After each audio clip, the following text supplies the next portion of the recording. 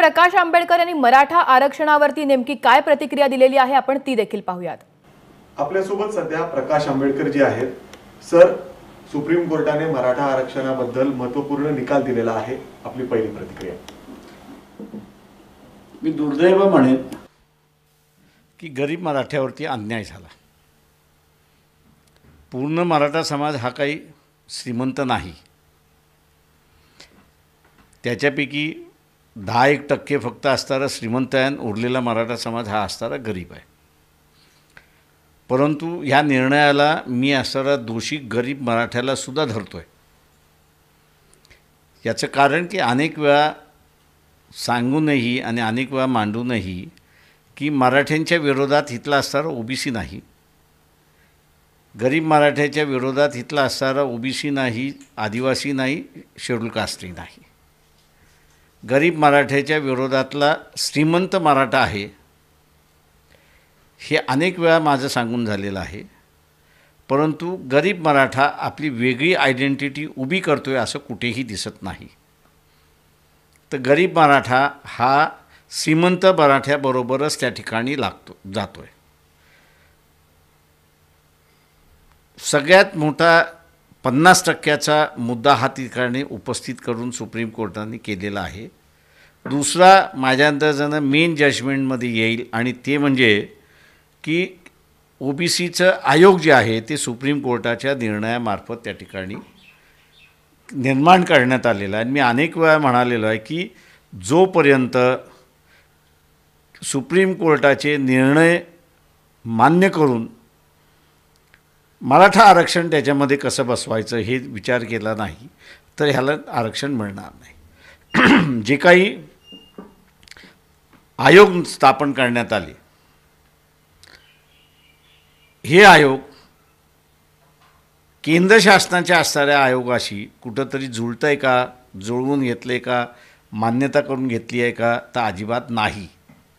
आणि म्हणून जी गोष्ट सुप्रीम कोर्टाने निर्माण केली तीच इथल्या असणाऱ्या श्रीमंत मराठा, मग तो BJPमधला असेल, काँग्रेसमधला असेल, राष्ट्रवादीवाला असेल, त्या श्रीमंत मराठा सत्ताधारी मराठ्याने तीच गोष्ट नाकारली।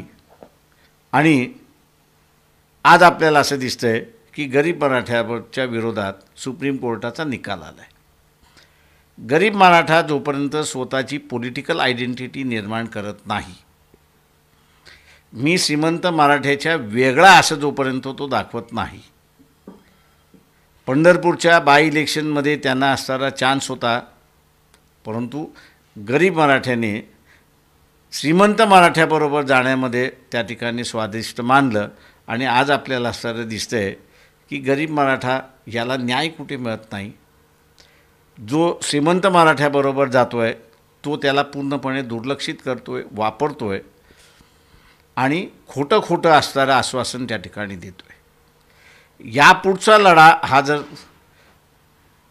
गरीब मराठ्याला आरक्षणाच्या ह्याच्याकडे जायचं असेल तर त्यांनी पहिल्यांदा स्वतःची एक वेगळी आयडेंटिटी उभी केली पाहिजे गरीब मराठा म्हणून।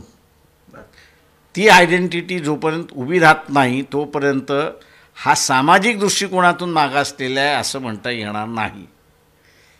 त्याला आधार म्हणून असणारं जर म्हटलं तर सायमन कमिशन समोर बाबासाहेब आंबेडकरांनी जी आरक्षणाची मागणी केली त्या आरक्षणाच्या मागणीमध्ये हा गरीब मराठासुद्धा त्यांनी अंतर्भूत केला होता।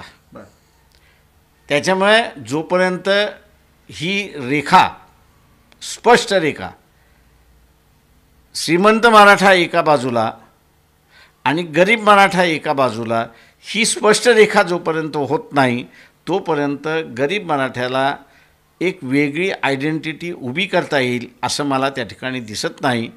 आणि गरीब मराठ्याची आयडेंटिटी आता श्रीमंत मराठ्याची आयडेंटिटी झालेली आहे।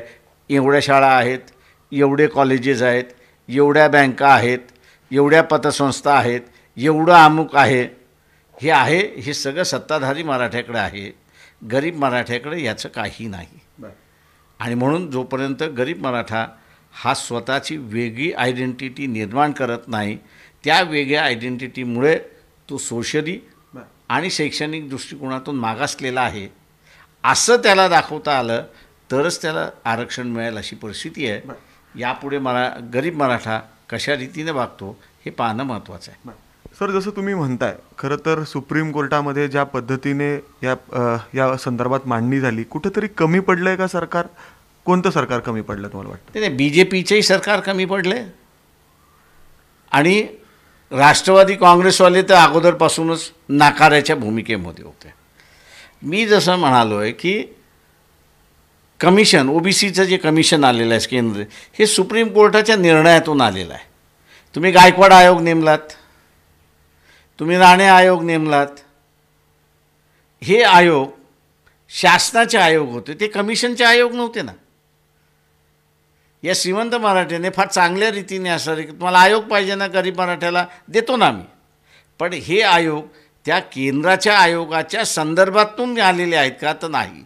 हे राज्य शासनाचे आयोग होते की ज्याच्याशी सुप्रीम कोर्टाचा निर्णयाचा काहीही संबंध नाही.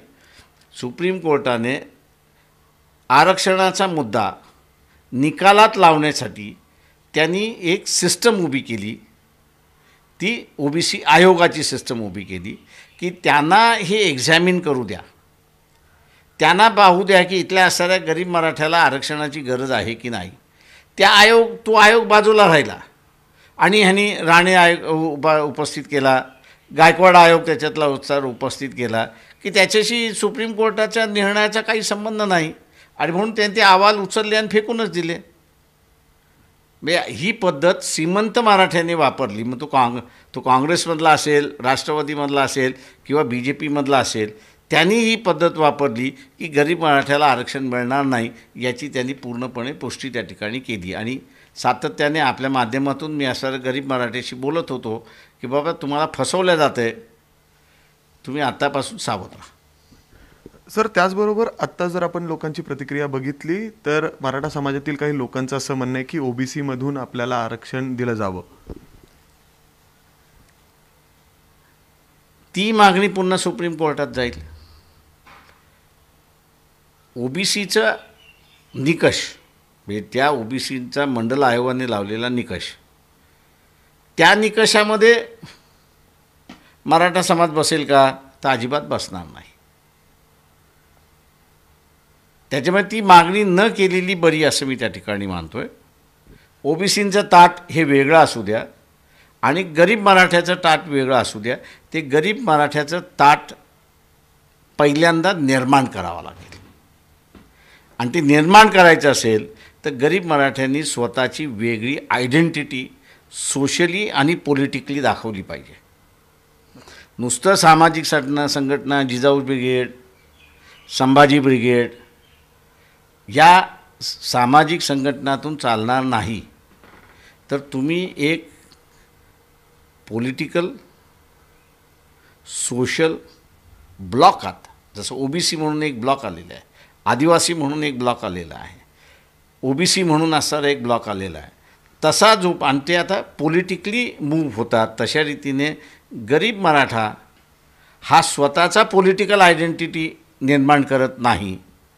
त्या पॉलिटिकल आयडेंटिटीतून सोशल आयडेंटिटी निर्माण होते आणि मग आम्ही ज्यांना रिप्रेझेंट करतो त्यांची शिक्षणाची ही अवस्था आहे, सामाजिक अवस्था ही आहे, हे आपल्याला चित्रण त्या ठिकाणी ती असलेली परिस्थिती उभं करता येईल. तरच गरीब मराठ्याला आरक्षण मिळू शकतं. जोपर्यंत गरीब मराठा हा श्रीमंत मराठ्याच्या पावलावर पाऊल टाकून चालेल तोपर्यंत त्याला आरक्षण मिळणार नाही. सर, ज्या पद्धतीने आपण पाहिलं की हायकोर्टात हे टिकलं आणि सुप्रीम कोर्टात हे टिकू शकलं नाही, कुठेतरी राजकारण होतं आहे.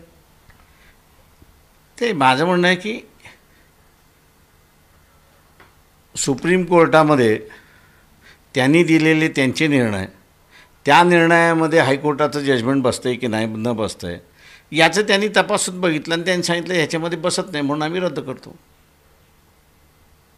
पण सर, आज जर आपण बघितलं तर मराठा समाज त्यांच्यामध्ये तीव्र नाराजगी आहे, रस्त्यावर उतरलेले आहेत. काही ठिकाणी बोललं जाते की आम्ही सरकारमधील आमदारांना सुद्धा बाहेर येऊ देणार नाही, अशी एक तीव्र नाराजगी मराठा समाजातून आज व्यक्त होती आहे.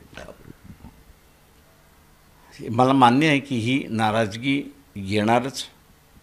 याचं कारण की एवढे वर्ष आंदोलन चालून पदरात काही पडलं होतं सुप्रीम कोर्टाने काढून घेतलेला आहे.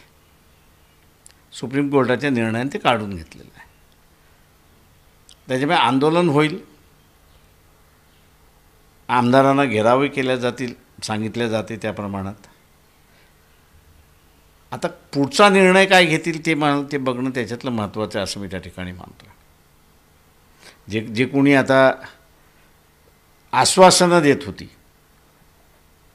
की नाही कुठल्याही परिस्थितीत आम्ही असताना मराठांना आरक्षण देणार, सुप्रीम कोर्ट मान्य करणार असं जे म्हणत होते, यांना पहिल्यांदा बाजूला सारून नवीन नेतृत्व येऊ द्या. अशी झाली तरच इथे कुठेतरी बदल होईल असं वाटतं मला. नाहीतर हा श्रीमंत मराठा गरीब मराठ्याला जगू देणार नाही. एबीपी माझा, उघडा डोळे बघा नीट.